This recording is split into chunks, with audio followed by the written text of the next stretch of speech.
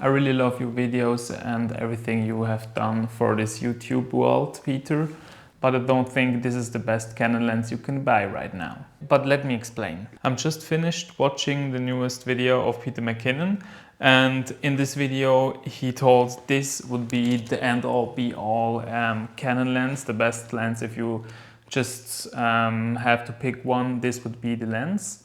And I bought this lens 3 years ago, or let's say my company bought it, and I used it since then for projects like campaigns, event work. I even shot one wedding with it, and I think I have a pretty good understanding for who this lens is and for who doesn't. And I think for most of you guys there are better options out there instead of this lens. First, I want to talk about why I bought this lens 3 years ago. And the reason was just I started in a new company and I had to buy a new lens to help me shoot some event work and also some campaign, and I doesn't really had a clue of what kind of projects came next.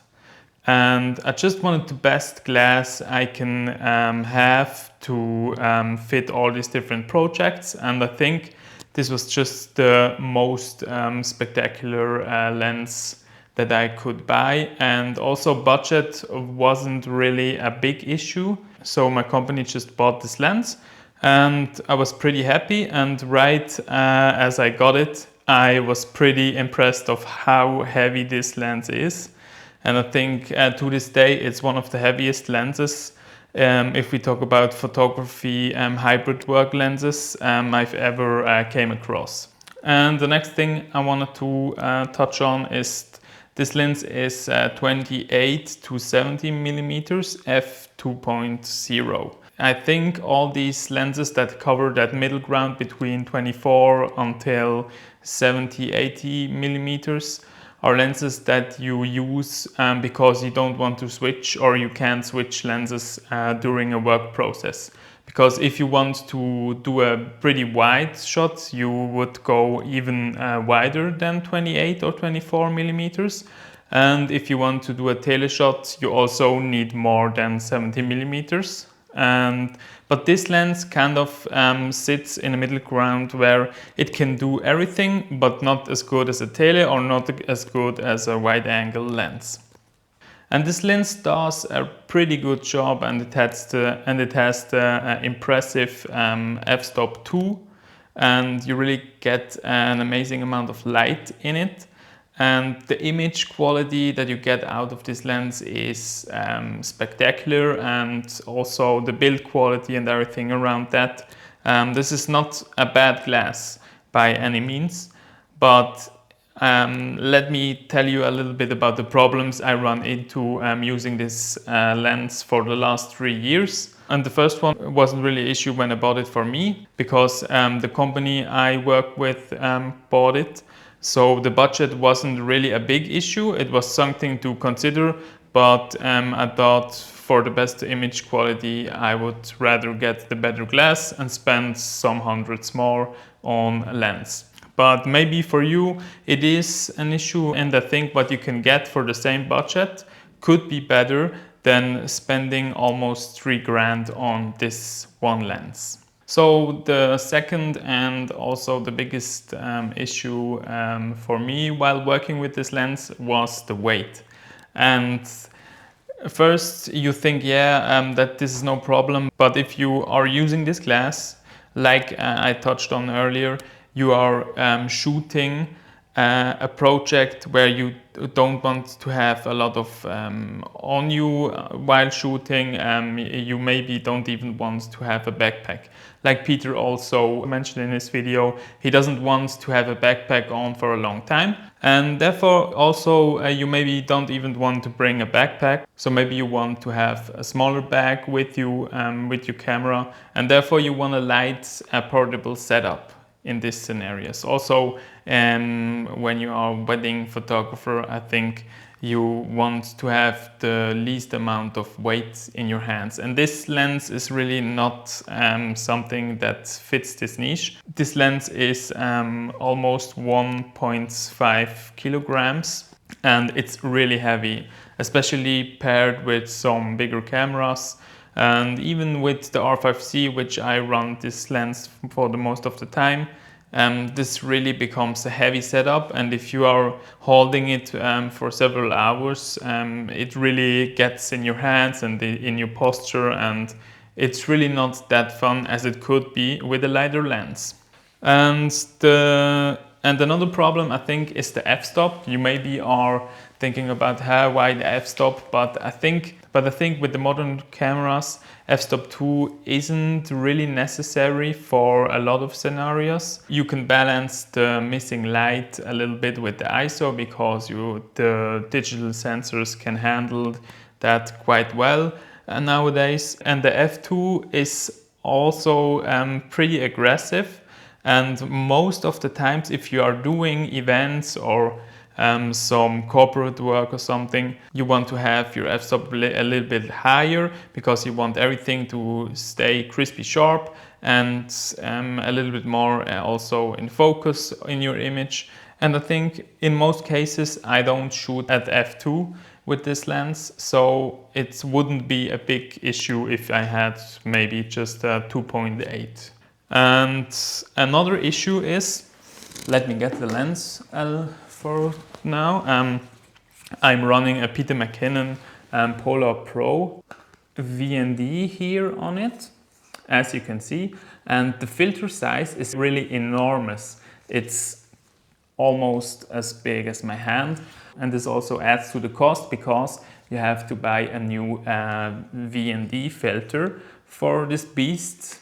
Or maybe if you're running a matte box, this is not an issue for you. But I think for many people, I think you have to buy a new VND for this.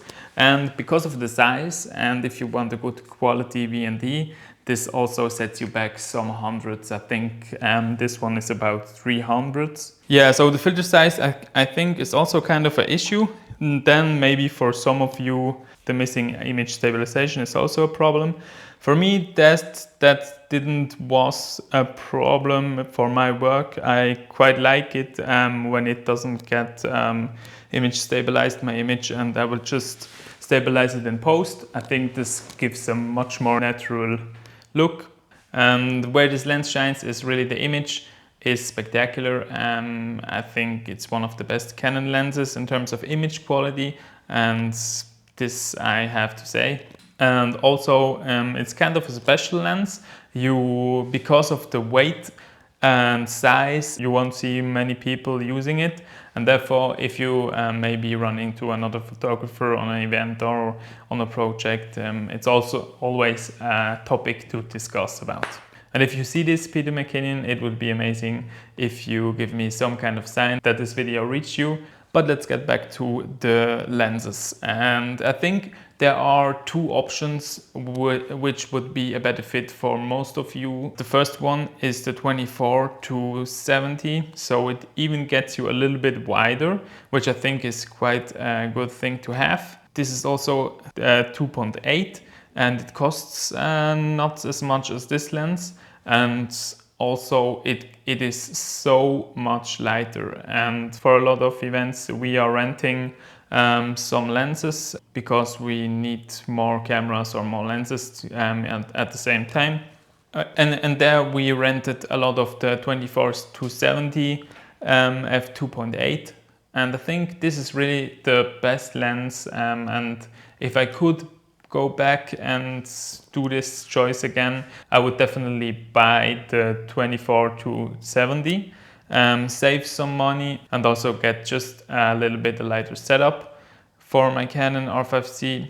And I think the other option, if you don't care about budget and if you don't care about having a little bit of extra weight, of course you can buy this lens, but I think the newer lens of 24mm to 105 gets you a bigger range. This is just a 2.8 f-stop lens, but I find this is plenty enough to get the job done, and you get also some extra compression of the higher focal length, and I think you can compensate quite a lot with just that. And for event work and for wedding work, I think this is really the best option out there in terms of image quality.